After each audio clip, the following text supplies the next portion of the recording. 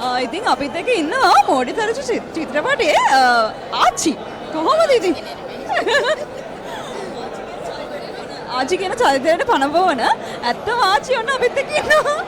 මේ ඉතින් කොහොමද හිතන්නේ මෝඩි තරචු චිත්‍රපටය ගැන ඔබතුමියට මොන වගේ හැඟීමක්ද හිතෙන්නේ?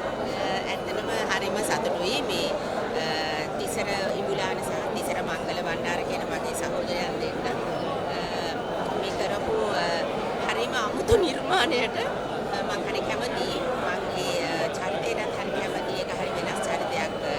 මෙච්චර කල් මම කරපු චරිතවලට වඩා හුඟක් අය මට ඇවිල්ලා කියන ඔයා වෙනස් වෙලා එම කියලා.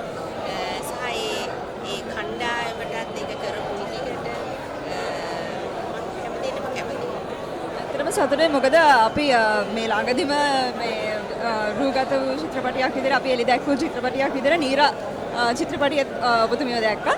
ඉතින් ඒ වගේ චිත්‍රපටි ගණනාවක මම හිතන්නේ ඔබතුමිය ඉන්නවා. ඉතින් ඇත්තටම මේ චිත්‍රපටිය අතරින් ගත්තම මේ චිත්‍රපටිය ගැන මොකක්ද හිතන්නේ? වෙනසක් තියෙනවද?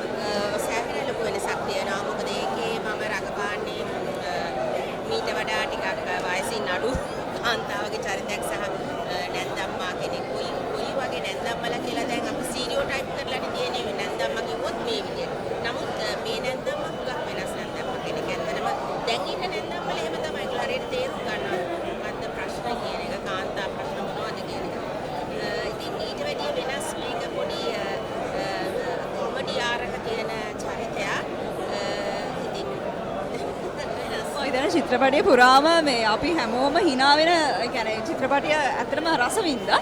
ඉතින් ඒ හැඟීම ගැන ප්‍රේක්ෂකයන්ට මොකද්ද කියන්න තියෙන්නේ ඔබතුමියට?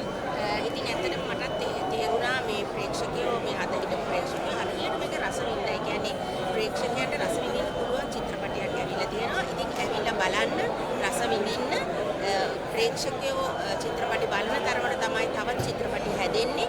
අධ්‍යක්ෂකවරු දියුණු වෙන්නේ. දියුණු වෙනවා කියන්නේ නිර්මාණාත්මකව.